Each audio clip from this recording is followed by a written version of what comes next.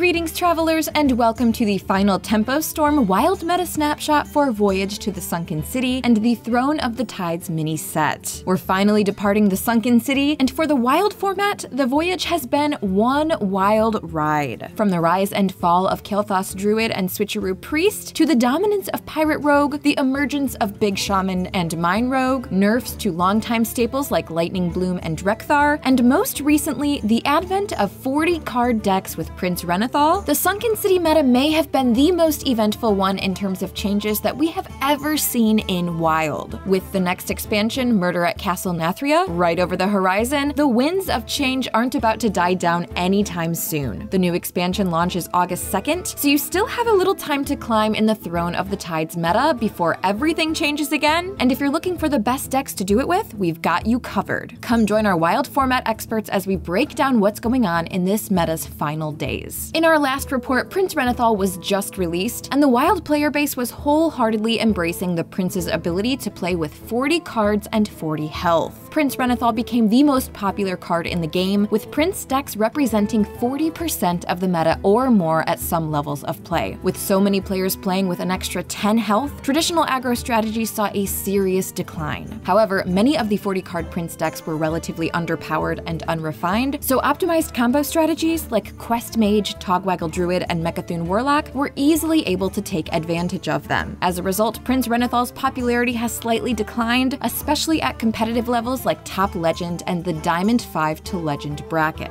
40-card decks are still very common though, so the chilling effect that the Priest has against aggro is still in full force. With that in mind, we've identified 3 Tier 1 decks that are our top picks for climbing in today's meta. First off, we have Pirate Rogue, which is still doing well despite the format's 40-card fever. The deck is well equipped to dominate all the slower combo decks, and it has more than enough burst damage potential to beat unrefined Prince decks, even with all their extra health. Right behind it, we have the new Pain Warlock, which is one of the few 40-card decks able to take advantage of the Prince's full power. Pain Warlock converts the 10 extra health from Prince Renathal into a resource to fuel extremely powerful mana-cheating combos and create massive threats. Rounding out our Tier 1, we have Beast Hunter. The deck is a relative newcomer to the top tiers, but it's more than proven its potential at top legend ranks thanks to its own mana-cheating setups and lethal combos. None of these 3 decks are entirely bulletproof, but they all have excellent matchup spreads in the world that Prince Renathal created. Beyond Tier 1, there are plenty of other viable decks that are making their mark on today's meta. We still have the usual suspects of Quest Mage, Togwaggle Druid, Mecha'thun Warlock, and Mecha'thun Druid, combo decks which were all positioned to take advantage of the slower Prince meta. They're joined by Free Shaman and Even Warlock, which are both well-rounded and flexible mid-range strategies with access to efficient threats and effective disruption. Rounding out our Tier 2, we have a blast from the past, an ages-old meta tyrant that's rearing its ugly head and dominating the field at lower ranks. That's right, Big Priest is back, with a new set of tricks that bring it up to speed with the modern meta. Big Priest now focuses on landing Neptulon the Tidehunter as its main threat, and with Illuminate to dredge up Shadow Essence or Idol of Y'Shaarj at a discounted rate, Neptulon hits the field with frightening speed and consistency. Left unanswered, Neptulon's flying hands will make short work of opponents. Neptulon shifts Big Priest away from its old passive game plan, but it may not be enough to challenge the meta's faster combo decks. Still, Big Priest is once again strong enough to be a serious threat, especially at lower ranks. Overall, there's plenty to explore in the post-Prince meta, but with Murder at Castle Nathria being released in a short couple of weeks, this meta won't last much longer. Our full meta report at tempostorm.com has everything you need to close out this expansion, while we look forward to seeing what Castle Nathria has to offer. As always, thank you for watching.